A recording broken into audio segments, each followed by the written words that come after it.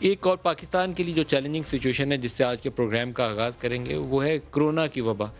پہلے پاکستان میں کرونا والا وہ ویریئنٹ تھا جو چائنا سے آیا تھا، پوری دنیا میں وہی پہلے گیا تھا اور پاکستان میں حالات اس سے کافی ابتر ہوئے، پھر ہم نے صورتحال سنبھال لی۔ اس کے بعد برطانوی قسم کا جو وائرس تھا وہ پاکستان آ گیا۔